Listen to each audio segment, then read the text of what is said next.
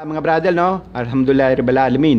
Gusto ko lang alamin kung talaga yung aking misyon ay nagampanan ko na iparating sa inyo ng klaro yung mensaheng gustong iparating sa inyo ni Allah, yung pagpapakilala niya sa inyo. O, tanungin ko nga, sino ba talaga yung tunay na Diyos? Anong pangalan niya? Allah. Alhamdulillah. Ano yung relihiyon niya? Ano tayo? Bakit tayo nilikha? Ayun, alhamdulillah, inshallah susunod na rin kayong mga naligaw ni Satanas na sumamba muli kay Allah. Maliwanag, at kayo ay makakabalik na rin ngayon. So maliwanag mga brother, yung pinractice natin kanina, ito na yung finality nun. Pakitaas nyo na lang yung kanang daliri nyo sapagkat ibig sabihin nito, iisa lang si Allah at siya ay andun sa ibabaw ng kanyang trono, sa ibabaw ng kalangitan. Kaya nakaturo sa langit. Okay mga brother?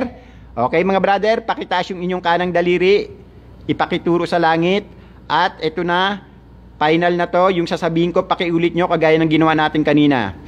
Mula sa kaibuturan ng inyong puso, iparating nyo ito kay Allah. Ako ay sumasaksi at sumusumpa na walang ibang Diyos maliban pa kay Allah na dapat kong sambahin.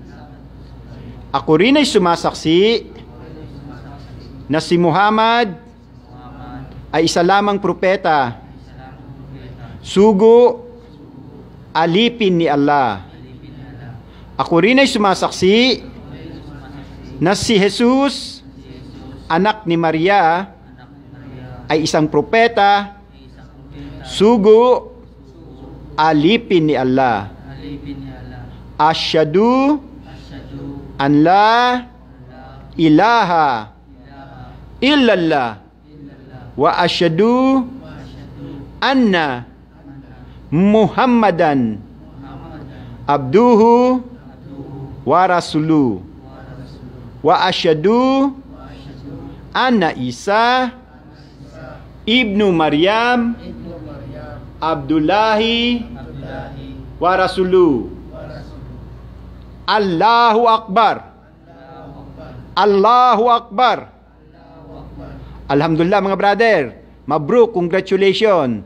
Alhamdulillah, kung yan ay tunay sa mga puso't damdamin nyo, at yan ay tinanggap ni Allah, kayo ay mga tunay ng Muslim mula ngayon sa inyong mga puso, no? Inshallah, ito ay unti-unti nyong isabuhay. At inshallah, makapag-attend kayo ng Islamic Center, no? Dahil doon kayo matututo. Maliwanag nga brother. Oh, alhamdulillah.